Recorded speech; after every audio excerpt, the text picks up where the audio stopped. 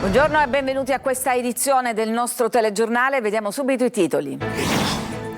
Catania, operazione antimafia, 32 indagati e 20 in manette. Smantellato il gruppo vicino alla cosca dei Carcagnusi Mazzei che gestiva la vendita di droga a San Cristoforo, Picanello e Librino. Cocaina e hashish arrivavano a Palermo da Napoli e da Roma per rifornire le piazze di spaccio. Sequestrati 80 kg di droga, 6 arresti. Amministrative in Sicilia, vittoria del Campolargo nei ballottaggi siciliani. Ad Agrigento il nuovo sindaco è Sodano. A Bronte, storico feudo del centrodestra, perde Giuseppe Castiglione e vince Gullo di controcorrente. Al via il processo per la strage di Monreale, 3 giovanissimi accusati del delitto, parte civile, oltre ai parenti delle vittime, anche la regione siciliana e il comune di Monreale. A Gela una maestra di sostegno ha accompagnato il suo alunno con disabilità a Rimini per assisterlo durante un intervento chirurgico. La docente racconta: l'ho fatto con il cuore. Inaugurato il nuovo lungomare dello sbarcadero Santa Lucia a Siracusa e migliaia per la cerimonia di apertura con teatro e musica. Calcio in casa Catania, ore decisive per definire la linea tecnico-tattica della prossima stagione e le scelte di mercato. In pole per la panchina resta Fabio Caserta.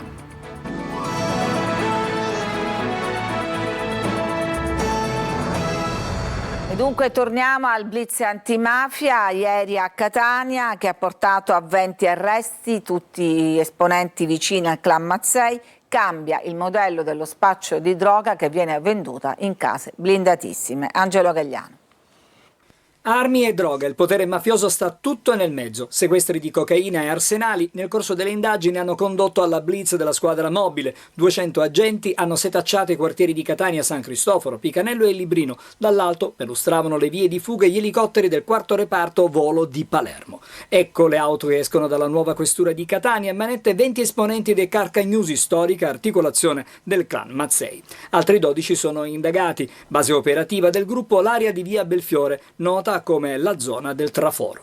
Coinvolti la figlia del boss Santo Mazzei, Simona, e i diversi nipoti. L'uomo di fiducia della famiglia sarebbe Carmelo Grasso, con il compito di gestire il traffico di droga. Fiumi di cocaina per le famiglie e gli alleati, cambia solo il modello. Vendite e consumo non si svolgono più per strada, ma all'interno delle case di spaccio, appartamenti blindati, protetti da barriere e sistemi di videosorveglianza. A raccontare le dinamiche interne alla cosca e i rapporti con gli altri clan della provincia sono stati alcuni pentiti. Nel corso delle indagini è stato inoltre ricostruito un tentato omicidio avvenuto il 19 agosto del 2024 in viale Bummacaro contro una parente di esponenti del clan Cappello Bonaccorsi. E poi tante armi, anche da guerra. In un garage di via Fattorini, nel quartiere Picanello, sono stati trovati 2 Kalashnikov e una mitragliatrice. Altre armi pesanti trovate in una casa a San Cristoforo. Blitz anticaporalato nel Palermitano, dove i carabinieri e l'ispettorato del lavoro hanno svolto numerosi controlli in varie aziende agricole, riscontrando irregolarità di vario genere. Sono state ispezionate in particolare 18 aziende, tutte risultate irregolari sotto il profilo della sicurezza. Si è poi proceduto a denunciare 15 datori di lavoro. In totale sono stati identificati 43 lavoratori, di cui 12 irregolari. Una coltivazione di 720 piante di papavero da oppio in avanzato stato di maturazione è stata scoperta dai carabinieri a Niscemi, in una zona impervia e caratterizzata da fitta vegetazione e in particolare fra le aree interdette con ordinanza del sindaco per la frana del gennaio scorso. 2 le persone denunciate, entrambe del luogo, accusate di coltivazione di papavero da oppio, dal quale, come sappiamo, è possibile ricavare sostanze stupefacenti. E restiamo in tema di droga, perché è venuto fuori, si è scoperto un triangolo della droga che circolava tra Palermo, la Campania e Roma. 6 arresti, sequestrati oltre 80 kg di droga pronta a rifornire il mercato palermitano. Marco Gullà. La cocaina arrivava da Napoli, l'hashish invece da Roma. Le due piste però portavano ad un'unica piazza, quella di Palermo. Maxi blitz antidroga della Guardia di Finanza di Palermo che ha eseguito un'ordinanza cautelare nei confronti di 6 persone accusate di traffico di stupefacenti. 3 di loro sono palermitani. Attraverso intercettazioni e pedinamenti i militari hanno ricostruito i canali di approvvigionamento di cocaina e hashish. L'operazione ha portato anche al sequestro di ben 80 kg di droga. Tutti gli indagati erano inseriti stabilmente nel settore del narcotraffico. Le indagini sono state fatte attraverso intercettazioni telefoniche, ambientali e telematiche con l'installazione di sistemi di videosorveglianza e numerosi controlli e pedinamenti. Così sono stati individuati alcuni canali di approvvigionamento del narcotico da parte dei soggetti palermitani che acquistavano cocaina in Calabria e in Campania e hashish nel Lazio. Droga che riforniva le piazze del capoluogo siciliano, attive H24 per la vendita ai clienti. Lunghe file sulla tangenziale sulla circonvallazione di Catania a partire dalle 8 di stamattina. Un mezzo che trasportava cemento lo ha sversato sulla carreggiata in galleria all'altezza di Gravina, direzione Siracusa. Caos tra gli automobilisti rimasti impantanati, sui social la rabbia. È mai possibile che non si riesca a individuare un camion che perde cemento e a sanzionarlo come si deve? Con le moto poi naturalmente è pericolosissimo. Siamo alle amministrative, vittoria a mani basse del Campo Largo nei ballottaggi siciliani. Il neo sindaco di Agrigento Sodano parla di rivincita di una generazione costretta ad andare via. Sentiamo Maglio Viola. Michele Sodano è il nuovo sindaco di Agrigento, Giuseppe Culotta invece è il primo cittadino di Bronte. È una debacle per il centrodestra siciliano. Al ballottaggio solo a Ispica torna sulla poltrona di primo cittadino il civico di centrodestra Lucio Muraglie, che era già stato sindaco dal 2015 al 2020 e che oggi batte Serafino Arena. Per il resto festeggia il Campo Largo e festeggia soprattutto controcorrente con Ismaele Lavardera, che addirittura piange per la gioia per la doppia vittoria che cade nel giorno del suo compleanno. Ad Agrigento dunque Michele Sodano vince a mani basse e diventa sindaco con oltre il 72% dei consensi, battendo Dino Alonge del centrodestra che non raggiunge il 28%. Un risultato straordinario di una comunità che decide di rialzare la testa, di affidare la guida della città ad una nuova generazione piena di competenze, di passione, la stessa generazione che ad un certo punto ha dovuto fare le valigie per andarsene, oggi ritorna qui e insieme a tutti quanti si ricostruisce una città straordinaria come Agrigento, una città che sicuramente di fronte a sé ha un futuro florido che costruiremo tutto insieme. Significativa l'affluenza alle urne agrigentine che si ferma al 41%, la più bassa in assoluto. Ha pesato forse anche l'invito sotto banco a non votare dei centristi del centrodestra spaccati con il resto della coalizione insieme alla Lega. Ma la debacle non è soltanto nella spaccatura agrigentina, si vive anche a Bronte, dove Castiglione, un uomo storico della coalizione, si ferma appena sopra il 36%. Non basta la vittoria di Ispica per placare gli animi, fibrillazione al centro della coalizione, con Saverio Romano che parla di centrodestra da rifondare dalla base in Sicilia, sottolineando che si perde solo qui mentre si vince nel resto d'Italia. Invece il commissario di Forza Italia Minardo azzera la guida del partito ad Agrigento, Caltanissetta e Messina. Ed è poi iniziato il processo per la strage di Monreale che vede alla sbarra 3 giovanissimi parte civile, oltre ai parenti delle vittime, anche la regione siciliana e il comune di Monreale. Maglio Viola. Si apre davanti alla prima sezione della Corte d'Assise di Palermo il processo per la strage di Monreale avvenuta fra il 26 e il 27 aprile del 2025 durante i festeggiamenti del Santissimo Crocifisso nella cittadina normanna. A rispondere dei fatti di quella notte sono chiamati i 19enni Salvatore Calvaruso e Mattia Sconti e il 18enne Samuele Acquisto, tutti accusati di aver avuto un ruolo negli omicidi di Salvatore Turdo di 23 anni e di Massimo Pirozzo e Andrea Miceli, 25 anni. Nella sparatoria furono feriti anche Niccolò Cangemi di 32 anni e un 16enne.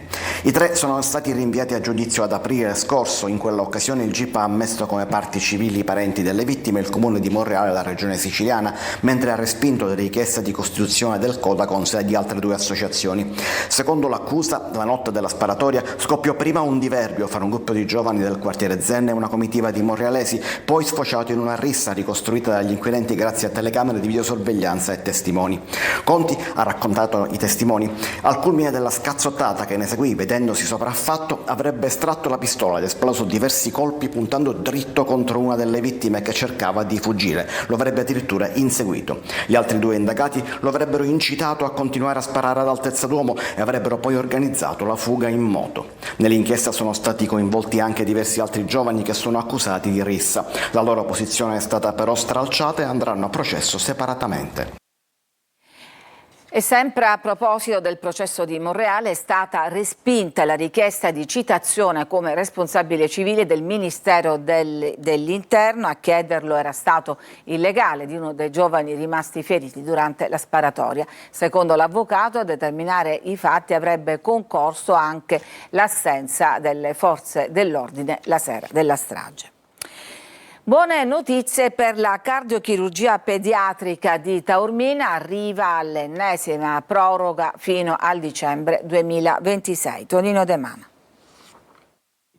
C'è l'intesa tra Regione Siciliana e l'ospedale Bambin Gesù di Roma e per il centro di cardiochirurgia pediatrica di Taormina arriva la notizia tanto attesa, ovvero la proroga fino al 31 dicembre 2026. È l'esito di una riunione che si è svolta a Palazzo d'Orléans con il governatore Schifani, l'assessore regionale alla salute Caruso, il direttore generale dell'ospedale romano Perno e il direttore sanitario Raponi. Presenti i vertici del Policlinico di Catania, delle ASP di Messina e Catania e il sindaco di Taormina De Luca. L'ospedale ha confermato la propria disponibilità alla regione siciliana, che aveva chiesto di proseguire la collaborazione in attesa della definizione della nuova rete ospedaliera al fine di garantire la massima sicurezza clinica e la continuità assistenziale per pazienti e famiglie. La salute dei bambini non ammette incertezze, ha dichiarato Schifani. Questa proroga ci consente di organizzare al meglio il futuro della cardiochirurgia pediatrica, puntando a standard di cura elevatissimi. Soddisfatto anche il sindaco De Luca, che ha parlato di giornata storica per Taormina e per la sanità siciliana. Nel corso dell'incontro è stata definita una proroga tecnica che consentirà di completare il percorso amministrativo con il Policlinico di Catania,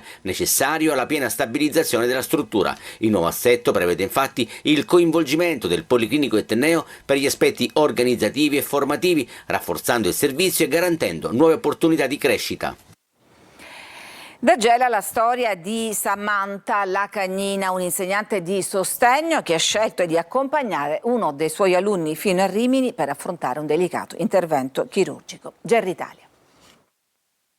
Una storia che parla di scuola, ma soprattutto di cura, vicinanza e responsabilità, non quella scritta nei regolamenti, ma quella che nasce dalle relazioni umane. Samantha Lacagnina è insegnante di sostegno all'Istituto Comprensivo Giovanni Verga di Gela. Da 3 anni segue Mattia, un bambino con disabilità, e quando la famiglia ha deciso di affrontare un delicato percorso sanitario a Rimini, la docente ha scelto di fare qualcosa che andava ben oltre il suo ruolo: fare le valigie e andare insieme a loro. È stato un gesto naturale, fatto col cuore, un gesto molto silenzioso, però non pensavo di trovarmi proprio questo clamore. Conoscendo già la realtà sanitaria romagnola, Samantha ha aiutato la famiglia a organizzare il viaggio, ha prenotato gli spostamenti, seguito la logistica e poi ha utilizzato i propri giorni di ferie per essere presente accanto a Mattia e alla madre durante il ricovero. Dovevamo prenotare il volo, le ho detto: signora, glielo prenoto io, l'accompagno.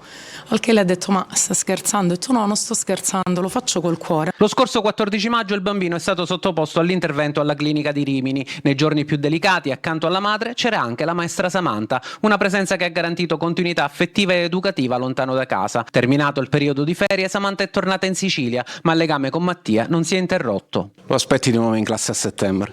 Sì, non vedo l'ora, anche se lui comunque, io sono docente di scuola primaria, però lui andrà alle medie e tornerà un gran campione e siamo tutti orgogliosi di lui e l'aspettiamo a braccia aperte. Una vicenda che ha rapidamente superato i confini dell'ospedale. Da Rimini è arrivata una lettera di encomio istituzionale e anche il comune di Gela ha annunciato un riconoscimento pubblico per la docente. Perché questa non è soltanto la storia di un viaggio lungo oltre 1000 chilometri, è il racconto di una scuola che continua a esserci anche fuori dall'aula, una scuola che a volte insegna la lezione più importante senza aprire nemmeno un libro.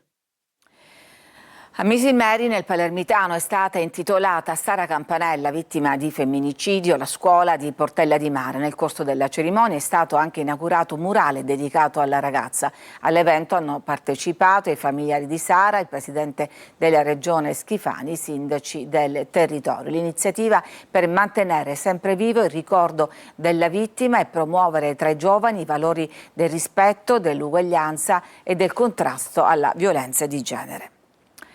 Andiamo ad Agrigento, dove una perdita d'acqua trasforma la strada in un torrente, disagi e proteste dei residenti. Davide Sarto. In molte abitazioni di Agrigento l'acqua arriva ancora a singhiozzo, ma in via Nathan, al quadrivio Spinasanta, ogni 4 giorni si assiste a uno scenario opposto, litri e litri d'acqua che finiscono in strada. Una perdita ricorrente che trasforma la carreggiata in un vero e proprio torrente tra rabbia e indignazione dei residenti. Noi l'acqua la paghiamo cara, avete capito? Questa è la fetta. E ci butta. Tanto loro hanno i soldi, capito?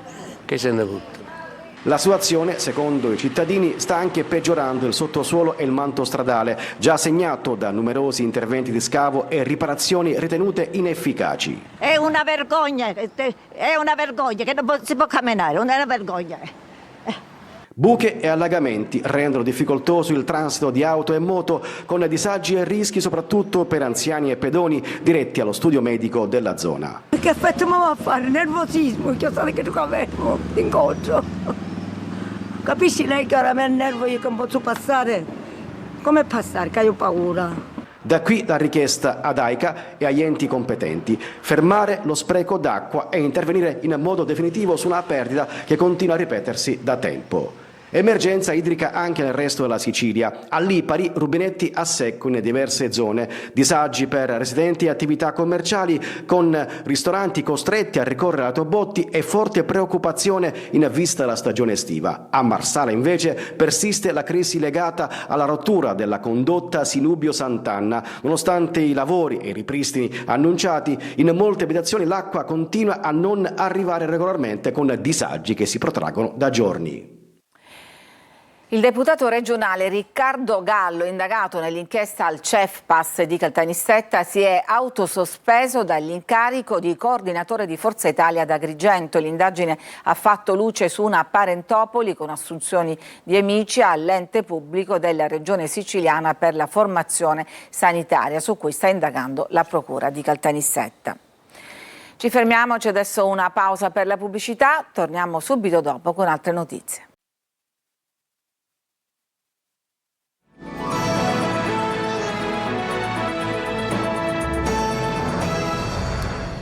La spiaggia di San Leone ad Agrigento è invasa da rifiuti di ogni genere. Andiamo a vedere con il servizio di Desiree Ferlito. Bottiglie di plastica, lattine, cartoni, sacchetti e rifiuti di ogni genere abbandonati sulla sabbia. È questa l'immagine che si sono trovati davanti residenti e visitatori nella prima domenica dell'estate 2026 a San Leone, il litorale balneare di Agrigento. Una situazione che ha immediatamente acceso le polemiche sui social e tra i cittadini, che denunciano condizioni di degrado incompatibili con una località che rappresenta uno dei principali punti di forza turistici del territorio. Le immagini mostrano tratti di spiaggia disseminati di spazzatura, con evidenti criticità sotto il profilo igienico e del decoro urbano. Una condizione che secondo molti rischia di compromettere l'accoglienza dei turisti proprio all'inizio della stagione estiva. Tra le richieste avanzate c'è quella di programmare interventi straordinari di pulizia degli arenili già nei mesi che precedono l'estate e di garantire una manutenzione costante durante tutta la stagione balneare da maggio a ottobre. Il tema entra così anche nel dibattito di cittadini e associazioni che sottolineano come il ripristino delle condizioni di pulizia e vivibilità della spiaggia dovrà rappresentare una delle priorità della futura amministrazione comunale. E adesso andiamo a scoprire il nuovo lungomare di Siracusa, inaugurato dopo i lavori di riqualificazione. Francesco Aloi.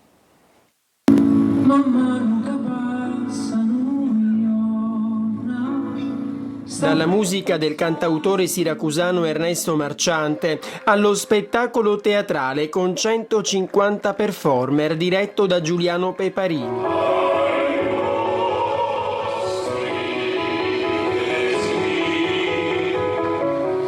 così è stato inaugurato il nuovo lungomare dello sbarcadero Santa Lucia. Un fiume di gente ha riscoperto un'area che prima era un parcheggio nel totale degrado ed oggi è tutt'altro.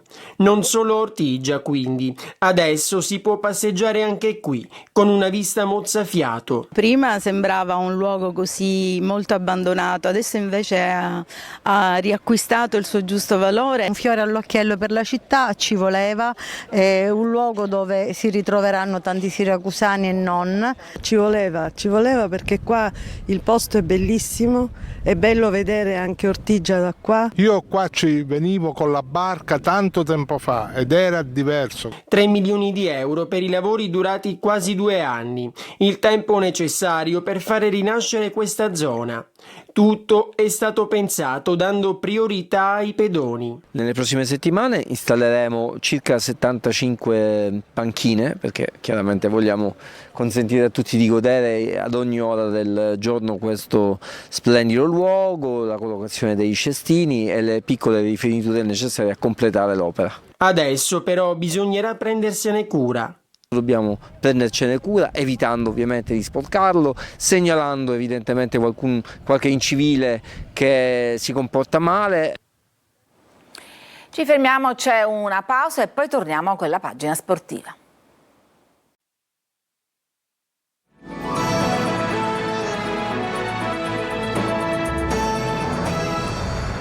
Dal Consiglio di amministrazione in casa Catania emergeranno linee e nomi per la prossima stagione. Varrà e Caserta i candidati rispettivamente per la direzione sportiva e la panchina. Marco Carli.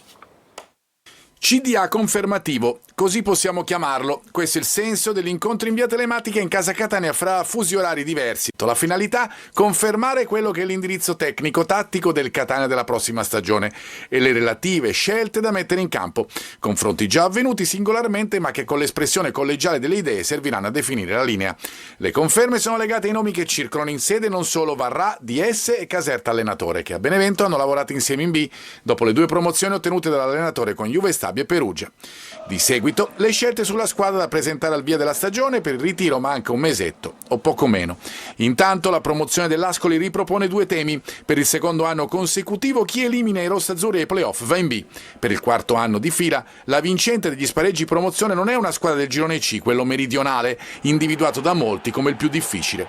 Ora potremmo dire, visti i risultati, più per il peso delle piazze a livello ambientale che sotto l'aspetto della qualità calcistica. Ecco l'importanza di questi giorni in casa Catania. Contro avversari del calibro di Salernitana e Bari bisognerà fare le scelte giuste per primeggiare, se possibile, fin dalla stagione regolare. Il nuovo Palermo inizia a muoversi in vista della prossima stagione. Per il presidente del City Group la prossima deve essere la stagione della promozione in Serie A. Marco Gullà.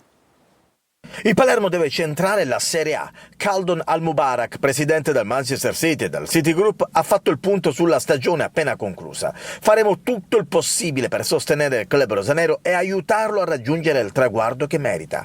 Palermo deve stare tra le squadre della Serie A. Questa è la sua dimensione naturale. Parole che confermano la volontà del City Group di continuare a investire nel progetto rosanero con l'obiettivo di centrare la promozione già nella prossima stagione. E il mercato che il direttore sportivo Carlo Osti farà sarà incentrato su innesti di spessore e che possano far fare il salto di qualità alla squadra. Il Palermo sta corteggiando ancora Stefan El Shaarawy, ma non è assolutamente una trattativa semplice, anche perché il faraone, svincolato dopo tante stagioni alla Roma, vorrebbe comunque restare in Serie A.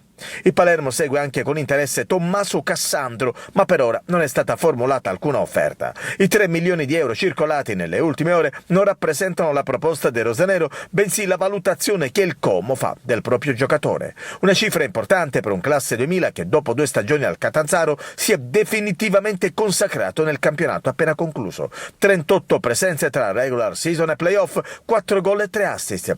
Ma il Palermo ripartirà anche da alcune permanenze. Augello, Bani, Palumbo, Ranocchia, Jonsen e poi Ampalo sono l'ossatura della squadra, con Ceccaroni, Peda, Pierozzi e Segre destinati a restare. È tutto per questa edizione, grazie per averci seguito, vi lascio adesso alla rassegna stampa, l'informazione torna alle 14, una buona giornata.